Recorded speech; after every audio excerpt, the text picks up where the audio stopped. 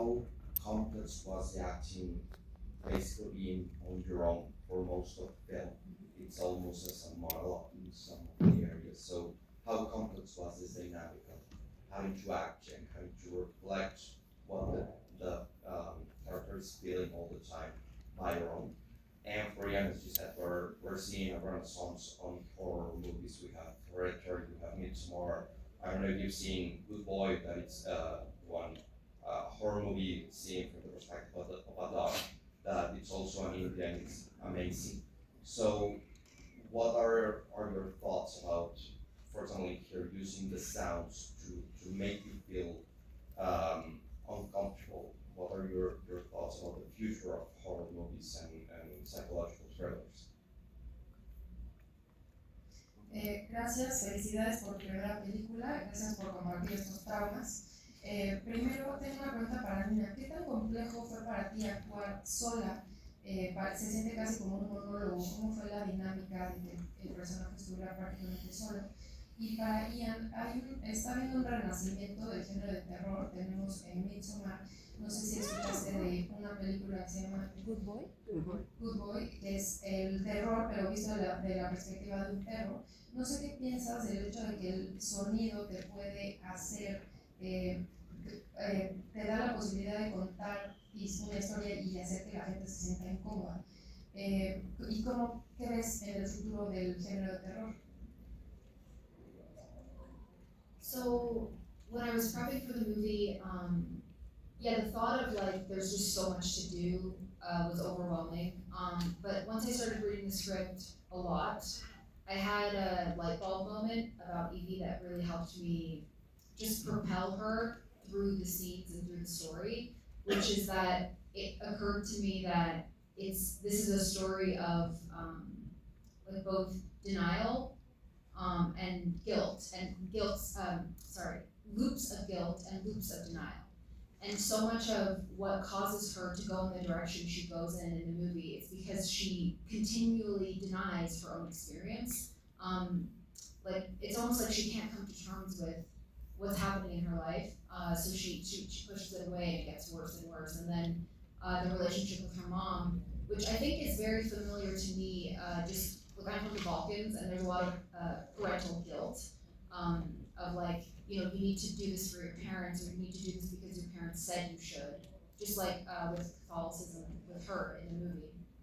And so she feels guilty, and so she has to be there for her mom at all times, but that causes her to have burnout and go out, and then she comes home and her mom is on the ground, and then she's guilty again. So it just like, it's a loop you can't get out of.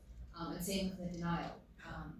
It's like I'm not okay mentally, but I'm just gonna pretend that's not happening and have a drink to ease myself, and then because I haven't confronted what's really the problem, it becomes worse and worse.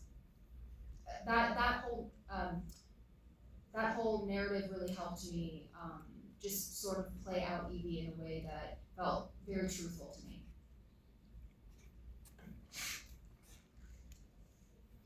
Mientras me estaba preparando para la película, me abrumó que hubiera tanto que hacer, pero conforme la fui leyendo muchas veces, hubo un momento en que se me prendió el foco, por así decirlo, de cómo llevar a Ivy a través de las escenas y la historia. Se me ocurrió que esta historia tiene que ver con loops, ciclos de negación y de culpa, y que por qué siguió esa dirección que sigue en el filme es porque ella niega su experiencia todo el tiempo, o sea, como que no puede aceptar lo que le pasa y por eso va empeorando y empeorando. En relación con la mamá, yo provengo de los Balcanes, y en esa zona hay mucha culpa en torno a los papás, o sea, de que tienes que hacer esto por tus papás o tienes que obedecer o hacer lo que ellos dicen, y entonces ella siente culpa, está ahí todo el tiempo cuidándola y eso la lleva a desgastarse, a sabotarse, y entonces se empieza a empeorar. Por ejemplo, la vez que sale y cuando regresa la mamá está tirada, siente más culpa, entonces no puede salir de este ciclo. Lo mismo con la negación, ¿no? O sea, se siente mal, sabe que no está bien mentalmente, entonces quiere hacer como que no pasa nada, se toma un trago y de esa forma lidia, en lugar de confrontar con las cosas y pero eso va empeorando, confrontar sus problemas. Creo que ver la narrativa de esta forma me ayudó a encarnarla de una forma que se siente muy verdadera.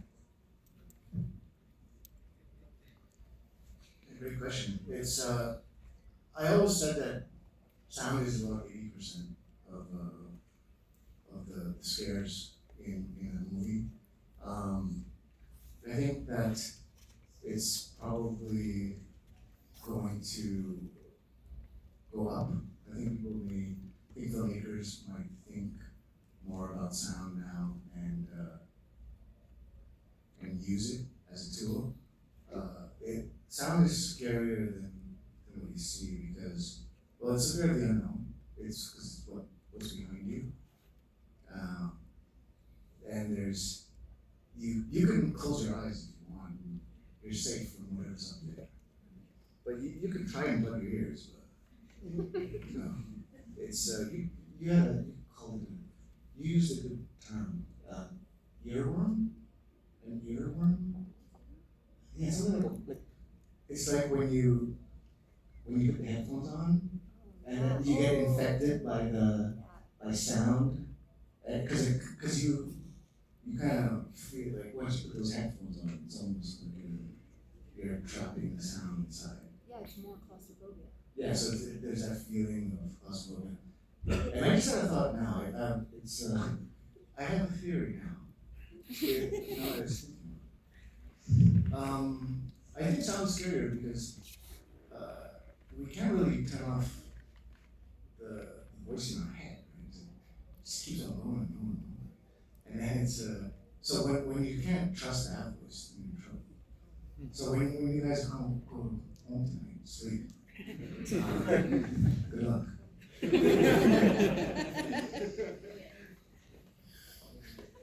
Excelente pregunta. Yo siempre digo que el sonido es 80% de lo que asusta en una película y probablemente va a aumentar.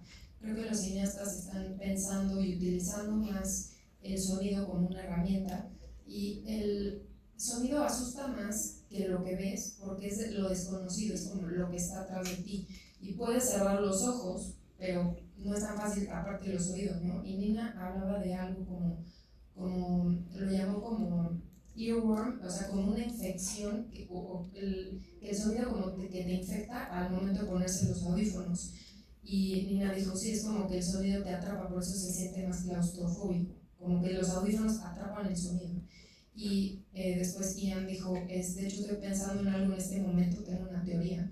Creo que el sonido asusta más porque no puedes apagar la voz de tu cabeza y cuando no confías en esa voz, ahí es cuando vienen los problemas. Entonces, hoy que vayan a su casa y traten de dormir, buena suerte. That's the perfect note to end on. Thank you both so much for being here. Thank you.